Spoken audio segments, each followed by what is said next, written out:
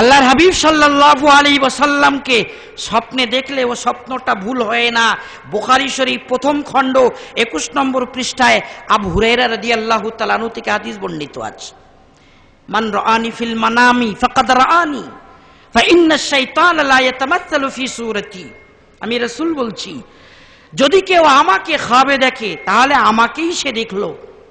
ফা ইন্না শাইতানা লা ইয়াতামাসসালু ফি সূরাতি, কারণ শয়তান আমার রূপ ধারণ করে আমার কোন আশিককে ধোঁকা দিতে পারে না। বলুন সুবহানাল্লাহ। শাহ ওয়ালিউল্লাহ মুহাদ্দিস দেহলভীর মতো মানুষ আল্লাহর হাবিবকে খাবে দেখছেন। ও ওয়ালিউল্লাহ, না, মাযহাব ছেড়ে ইচ্ছা মতো আমল করার অনুমতি তোমার জন্যও নেই। নির্দিষ্ট কোন একজন ইমামের তাকলিদ করে চলো। শাহ ওয়ালিউল্লাহ মুহাদ্দিস দেহলভী বললেন, ইয়া রাসূলুল্লাহ, বুঝে এসেছে, তবে 4 ইমামের মযহাবের মধ্যে কোন মযহাবটা কোরআন হাদিসের সবথেকে বেশি নিকটতম এটা আমাকে বলে দেন। রাসূল আকরাম সাল্লাল্লাহু আলাইহি ওয়াসাল্লাম বললেন, নোমান বিন সাবিত, আবু হানিফা ইমামে আজম, তার যে মযহাব সেটাই হলো কোরআন এবং সহিহ হাদিসের সবথেকে বেশি নিকটতম। জোরে বলুন সুবহানাল্লাহ। শাহ ওয়ালিউল্লাহ মুহাদ্দিস দেহলভী আরবি ভাষায় এই কথাগুলো লিখে গেছেন। আমার এই ইমাম মানবো কেন কিতাবে তার নিজে কলমে লেখা আরবি ইবারাত, তার বাংলা তরজমা, উদ্ধৃতিগুলো দেওয়া আছে। আহলে হাদিস জগতের কাছে প্রশ্ন রয়ে গেল, যদি ইমাম মানা বিদআত হয়, শিরক হয়, তাহলে শাহ ওয়ালিউল্লাহ মুহাদ্দিস দেহলভী সর্বপ্রথম বিদআতি হবেন, মুশরিক হবেন। আর কোন বেদাতি, কোন মুশরিকের সনদে হাদিস বয়ান করা যায় না। অতএব কোন আহলে হাদিস ভাই স্টেজে উঠে নিজের কি বলে পরম্পরা ক্রমে সনদে হাদিস বয়ান করার অধিকার রাখেন না। কারণ শাহ ওয়ালিউল্লাহ মুহাদ্দিস দেহলভীকে বাদ দিয়ে হাদিস বয়ান করার ক্ষমতা কারণ নেই। বড় আশ্চর্য ফতোয়া। রাসূল আকরাম সাল্লাল্লাহু আলাইহি সাল্লাম বলেছিলেন, কিয়ামতের প্রাককালে ইলম উঠে যাবে। বুখারী শরীফ প্রথম খণ্ড কিতাবুল ইলমের হাদিস। ইলম উঠে যাবে তার মানে এই নয় যে মানুষেরা ঘুমিয়ে থাকবে আর সকালে সব আলেম জাহিল হয়ে গেছে। তবে আল্লাহ পাক যোগ্য উলামাদেরকে তুলে নেবেন। যোগ্য উলামা যখন চলে যাবেন তাদের পদ দখল করবে নালায়েক, জাহেল, অপদার্থ, নাদান আর মূর্খ মার্কা আলেম সেজে কিছু মানুষ ওই জায়গায় বসে যাবে। এবার মুসলিম সমাজ বিগত হযরতের বা আলিমের বা মুহাদ্দিস বা মুফতির জায়গায় যিনি বসেছেন এই জাহেলের কাছে ফতোয়া চাবে। ফাআফতাউ বিগাইরি ইলমিন ফাযাল্লু আযাল্লু। যখন আমার সমাজ মূর্খদের কাছে ফতোয়া চাবে আর মূর্খরা ফতোয়া যখন দেবে তারাও পথভ্রষ্ট হবে, সমাজকেও পথভ্রষ্ট করবে। এইভাবে উম্মত বিধ্বংস হবে, উম্মত ধ্বংস হবে, উম্মতের অস্তিত্ব থাকবে না, ইলম আমলের পরিবেশ নষ্ট হবে, মানুষের মাঝে ফিতনা সৃষ্টি হবে। আমার বন্ধুগণ, ইলমের বড় প্রয়োজন। যদি ইলম থাকে অতি সহজেই ধরা পড়বে যে কারণটা কি। ইমাম শাফি, ইমাম আবু হানিফা, ইমাম আহমদ বিন হাম্বল, ইমাম মালিক, 4 ইমাম কি এমন খিদমত করে গেলেন যে ইমাম বুখারীর মতো মানুষ একজন ইমামকে মানতে বাধ্য হচ্ছেন। বলছেন নবাব সিদ্দিক হাসান খান সাহেব, আল্লাহু আকবার। বলছেন শাহ ওয়ালিউল্লাহ মুহাদ্দিস দেহলভী, ইবনে হাজারের মতো মানুষ, শাফি মাযহাবের মানুষ, যে ইমাম ইবনে হাজারকে বাদ দিয়ে রিজাল শাস্ত্রে এবং উসুলে হাদিসে এক কদম আগে বাড়া যায় না। ইমাম ইবনে হাজার সেই মহান ব্যক্তিত্ব যিনি হাদিস শাস্ত্রে 150 বই লিখেছেন। জোরে বলুন সুবহানাল্লাহ। তিনি 4 ইমামের কোন এক ইমামকে মেনে চলতেন, ইমাম শাফিকে মেনে চলতেন। কেন গা? ইবনে হাজার সেই ব্যক্তি যার সম্পর্কে আল্লামা আনোয়ার শাহ কাশ্মীরি বলছেন, যিনি হচ্ছেন হাফিজুদ দুনিয়া, তথা দুনিয়ার যত হাদিস আছে সমস্ত হাদিস আল্লামা ইবনে হাজারের মুখস্থ। কে বলছেন? আল্লামা কাশ্মীরি। কে আল্লামা কাশ্মীরি? যিনি দারুল দেওবন্দের লক্ষ লক্ষ কিতাবের সম্ভারওয়ালা লাইব্রেরিতে বসে বলেছিলেন, যদি এই গোটা লাইব্রেরি পুড়ে ভস্মীভূত হয়ে যায় আর আমি আনোয়ার শাহ কাশ্মীরি যদি জিন্দা থাকি, তাহলে পুনরায় এই লাইব্রেরিটা আবার ছাপিয়ে দিতে পারবো। জোরে বলুন সুবহানাল্লাহ। ছোট আলেম না বড় আলেম?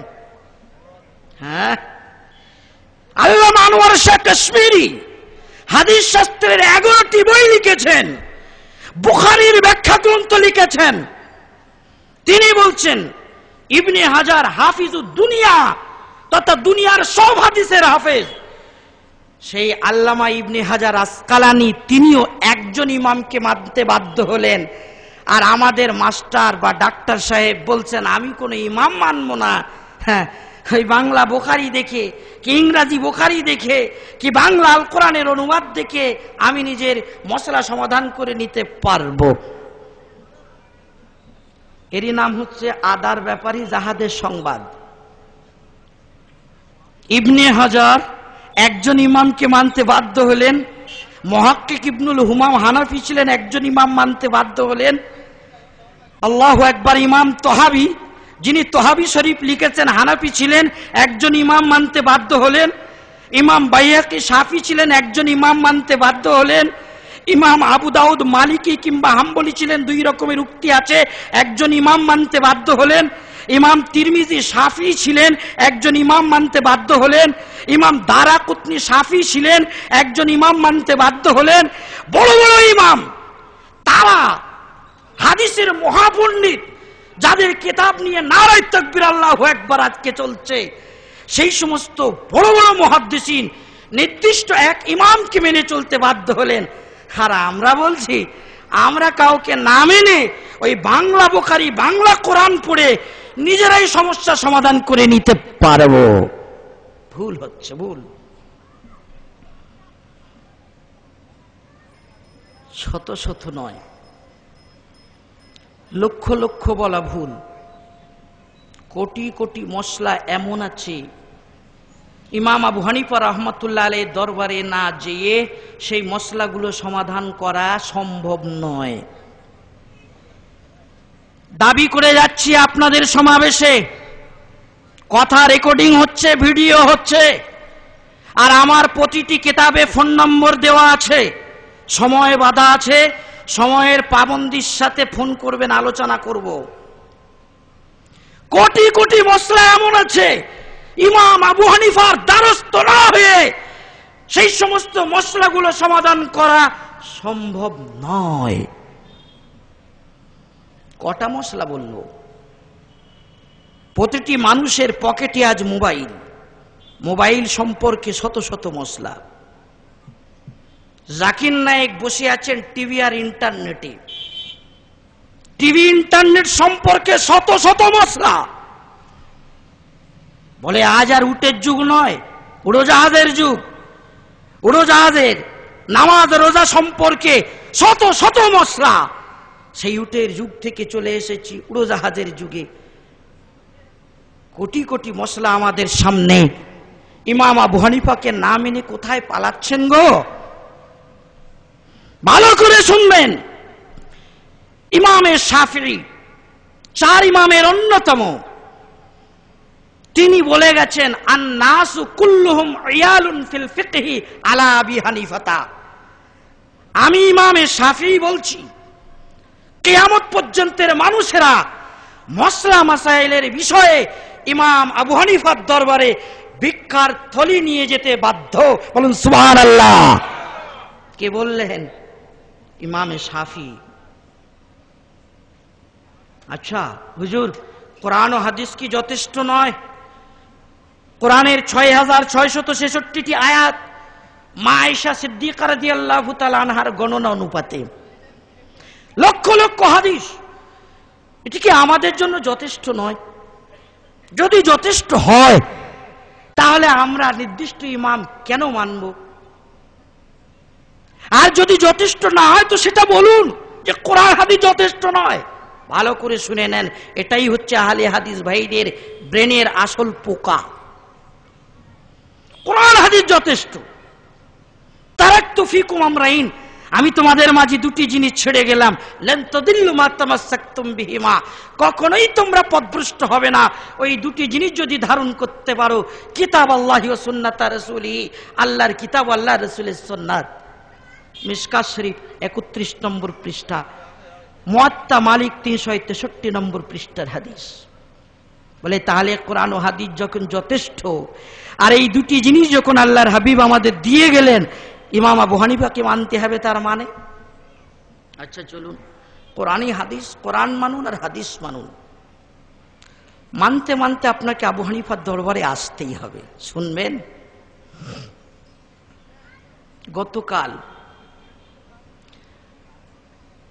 গতকাল রাত 12:30টার সময় দমদম বিমানবন্দরে আমার আব্বাজান হজ থেকে ফিরেছেন।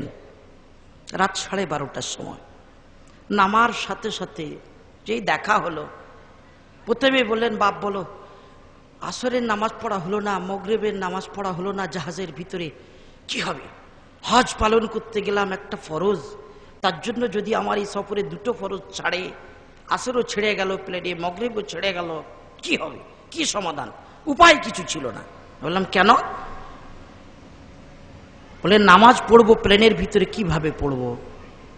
হাদিস বলছে লা তুকবালু সালাতুন বিগাইরি তুহুর, উযু বা তায়াম্মুম ছাড়া কোনো মানুষের নামাজ হয় না। হয় উযু নাই তায়াম্মুম, মাটি হলে তায়াম্মুম, পানি হলে উযু।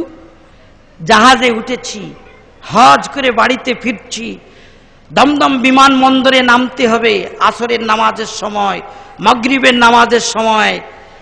প্লেনে মাটি নেই যে তায়াম্মুম করব, পানি নেই যে উযু করব। রাসূল আকরাম সাল্লাল্লাহু আলাইহি সাল্লাম বলছেন তায়াম্মুম বা উযু ছাড়া কোনো মানুষের নামাজ হয় না। তাহলে কিছুই নেই, না মাটি না পানি, করবোটা কি? নামাজ পড়বো কিভাবে পড়বো? হয়রান, আসর কাজা, মাগরিব কাজা, হজের সফরে নামাজ কাজা, উপায় কি? পরিশান। আমার আহলে হাদিস ভাইদের দরবারে সওয়াল করে গেলাম, প্রশ্ন আমি করে গেলাম, মসলা আমি রেখে গেলাম। গতকাল যেটা পেশ এসেছে, মসলার সমাধান আপনার করতে হবে। ইমাম আবু হানিফার দরবারে যাবেন না, ইমাম শাফির দরবারে যাবেন না, ইমাম মালিকের দরবারে যাবেন না, ইমাম আহমদ বিন হাম্বলের দরবারে যাবেন না। 4 ইমামের 4টি দরজা বন্ধ করে যদি হিম্মত থাকে কিয়ামতের সকাল পর্যন্ত আমি নাসিরউদ্দিন চাঁদপুরি সময় দিয়ে যাচ্ছি, যোগাযোগ করবেন ফোনে কিংবা আমন্ত্রণ জানাবেন, হাজির হতে বাধ্য থাকবো। মসলার সমাধান কোরআন থেকে হাদিস থেকে করে দেখাবেন, পারবেন না।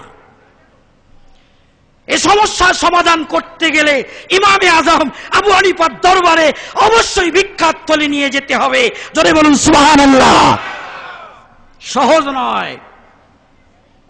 বুখারী শরীফ ছাত্রদের পড়াচ্ছি, হঠাৎ হাদিস এসেছে, নবী আকরাম সাল্লাল্লাহু আলাইহি সাল্লাম ইরশাদ করছেন, আমার উম্মতেরা সুমু লিরুয়াতিহি ওয়া আফতিরু লিরুয়াতিহি, চাঁদ দেখে রোজা রাখো, চাঁদ দেখে ঈদ করো। তাই করি না আমরা? চাঁদ দেখলাম, রমজানের চাঁদ হয়ে গেছে, রোজা শুরু। আবার নতুন চাঁদ দেখলাম, ঈদের চাঁদ, আনন্দে 8খানা কি 16খানা বা ঈদ শুরু হয়ে গেল। সুমু লিরুয়াতিহি ওয়া আফতিরু লিরুয়াতিহি, চাঁদ দেখে রোজা, চাঁদ দেখে ঈদ। বুখারী মুসলিমের হাদিস। অবাক। দওরা হাদিস ক্লাসের, মাওলানা ক্লাসের, টাইটেল ক্লাসের একজন ছাত্র হঠাৎ বলছে, হুজুর এই হাদিস যখন আল্লাহর হাবিব সাল্লাল্লাহু আলাইহি সাল্লাম ইরশাদ করেছিলেন সেটা ছিল উটের যুগ, কিন্তু আজকের মনে হচ্ছে এই হাদিসটা অচল। ও ভাই, কোরআন ও হাদিস অচল হয় না। সে ছেলেটা হিম্মত করেই বলল, হুজুর মনে হচ্ছে আজকের উড়োজাহাজ রকেটের যুগে এই হাদিসটা অচল। বললাম কেন? যে হুজুর চাঁদ দেখে রোজা রাখো, চাঁদ দেখে ঈদ করো। তো ধরুন আজ বিজ্ঞানের যুগে এই ভগবতীপুরের একদল মানুষ রকেটে চড়ে, জাহাজে চড়ে চাঁদে চলে গেল। সম্ভব না অসম্ভব ভাই? আরে মানুষ তো চাঁদে গিয়েছে, মঙ্গল গ্রহের চিন্তা ভাবনা চলছে, টিকিট বুকিং হচ্ছে। 2025-এর ভিতরে নাকি মঙ্গল গ্রহে মানুষেরা বসবাস শুরু করে দেবে। তা আপনার ভগবতীপুর এলাকার একদল মুমিন মুসলিম তারা রকেটে চড়ে চাঁদে চলে গেল। চাঁদে যে নামাজ পড়তে হবে না? চাঁদে গেলে রোজা রাখতে হবে না? ঈদ করতে হবে না? চাঁদের মাটিতে তারা নামলো। যেমন আমরা এই জমিনের উপরে, মাটির উপরে বিচরণ করছি, মুমিন মুসলিম একদল চাঁদের মাটিতে বিচরণ করছে, ঘোরাফেরা করছে, সব সময় চাঁদকে দেখছে। প্রশ্ন হয়, কি দেখে রোজা রাখবে, কি দেখে ঈদ করবে? বুঝে আসেনি হাদিস? আল্লাহর হাবিব